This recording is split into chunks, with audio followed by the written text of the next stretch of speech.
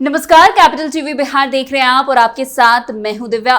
चुनावी रणनीतिकार से नेता बने प्रशांत किशोर लगातार किसी न किसी नेता पर निशाना साधते रहते हैं और बड़ी बड़ी भविष्यवाणी भी करते रहते हैं। एक बार फिर से प्रशांत किशोर ने बड़ी भविष्यवाणी की है। इस बार प्रशांत किशोर ने दावा किया है कि जेडीयू अगले चुनाव में 20 सीट भी नहीं जीत पाएगी। इतना ही नहीं, प्रशांत किशोर ने भाजपा के लिए नीतीश कुमार को बोझ बता दिया है। खैर, पूरी खबर क्या है हम आपको विस्तार से बताते हैं। दरअसल बीते दिन नीतीश कुमार ने एक दावा किया था। उस दावे में नीतीश कुमार ने कहा था कि एनडीए 2025 के विधानसभा चुनाव में 220 सीट जीतेगी। इस बयान के बाद बिहार की सियासत में बयानबाजी का दौर जो है वो चालू हो गया। तमाम विपक्षी पार्टी अलग अलग बातें कर रही है। अब इसी में नाम प्रशांत किशोर का भी जुड़ गया है, जहां प्रशांत किशोर ने निशाना साधते हुए नीतीश कुमार पर कटाक्ष कर दिया है।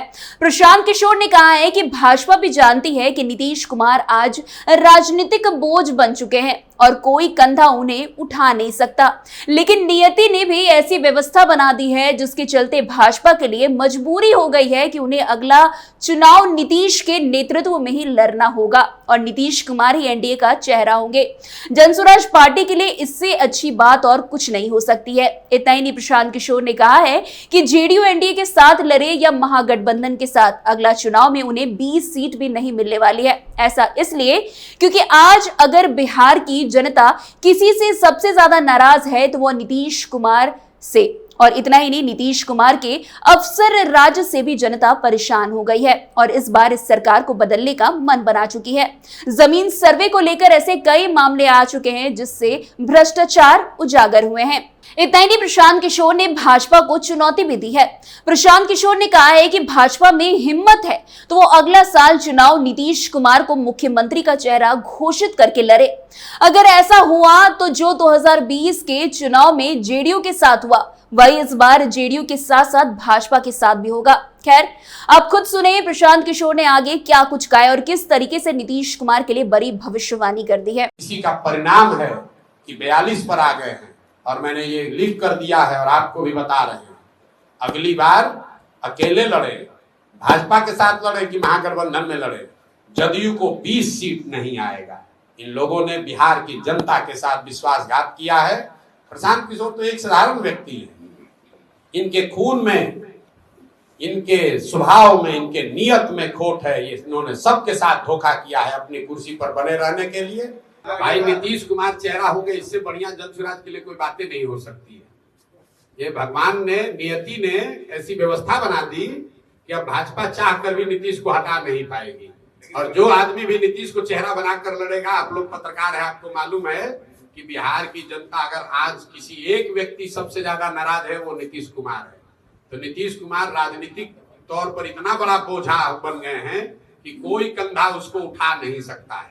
और मैं आपको फिर ये भी बात दोहरा देता हूँ, भाजपा ने दम है तो नीतीश कुमार मुख्यमंत्री बने रहेंगे ये कहकर लड़े। जो हाल पिछले चुनाव में जदयू का हुआ वो हाल इस बार जदयू के साथ साथ भाजपाइयों का भी होगा, क्योंकि लोग ये समझ चुके हैं कि जिस तरीके से कांग्रेस ने लालू के हाथ में बिहार के लोगों का भविष्य और तकदीर बेच दिया था कुछ सांसदों के लालच में, उसी तरीके से भाजपा ने कुछ सांसदों के लालच में बिहार की जनता को जानबूझकर, जानते बूझते कि नीतीश कुमार कुछ नहीं कर रहे, इसके बावजूद बिहार के बच्चों की चिंता न करके भाजपा ने बिहार को नीतीश के हवाले करने का जो निर्णय लिया है, इसका खामियाजा इस बार जदयू से ज्यादा भाजपा को उठाना पड़ेगा। जो हाल कांग्रेस का हुआ, लालू तो फिर भी ऊपर नीचे होते रहे, कांग्रेस सिरे से साफ हो गई, क्योंकि बिहार में लालू जी जीते अपने दम पर सिर्फ एक बार, बाकी समय कांग्रेस की बैसाखी लगाकर चलते रहे और कांग्रेस ने कभी इस बात की चिंता नहीं की कि बिहार के लोगों का क्या हो रहा है। लालू जी का 10-15 सांसद उनको दिल्ली में मदद करते रहे, इसी नाम पर उन्होंने बिहार के लोगों के भविष्य का सौदा कर लिया। यही हाल करीब करीब भाजपा ने किया है। दिल्ली में 12-15 सांसदों के समर्थन के लालच में इन लोगों ने जानबूझकर ये जानते हुए कि नीतीश सरकार कोई काम नहीं। वैसे आपको बता दें कि बीते दिन जेडीयू की कार्यकारिणी की बैठक हुई थी, जिसमें पार्टी के सभी वरिष्ठ नेता और पदाधिकारी मौजूद रहे। बैठक में विधानसभा चुनाव को लेकर पार्टी की तैयारियों पर चर्चा हुई थी, जिसके बाद ही कई महत्वपूर्ण निर्णय भी लिए गए थे। बैठक में सीएम नीतीश कुमार ने कई महत्वपूर्ण फैसलों के साथ साथ विपक्ष पर निशाना भी साधा था। नीतीश कुमार ने कहा था कि वो पूरे बिहार को अपना परिवार मानते हैं, लेकिन राजद जो है खुद केवल अपनी बेटियों और बेटों तक ही सीमित हो गई है।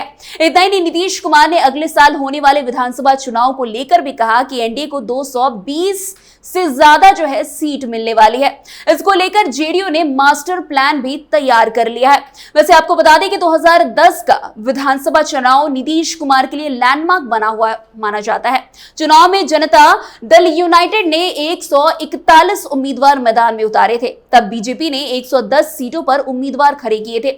नीतीश कुमार की पार्टी जनता दल यूनाइटेड को 115 सीटों पर जीत हासिल हुई, जबकि भारतीय जनता पार्टी 91 सीटों पर विजय हुई थी। वहीं 2005 के चुनाव के मुकाबले जेडीयू को जहां 27 सीटों का फायदा हुआ, वहीं बीजेपी ने 36 सीटों का इजाफा किया। इतना ही नहीं, एनडीए को 206 सीटों पर जीत हासिल हुई, यानी तकरीबन 85% सीटें एनडीए ने झटक लिए। जनता दल यूनाइटेड विधानसभा चुनाव में बड़े भाई की भूमिका में रहना चाहती है। 2020 के विधानसभा चुनाव में 42 सीटों पर जीत हासिल करने वाले जेडीयू ने अपने विधायकों की संख्या में बढ़ोतरी की है।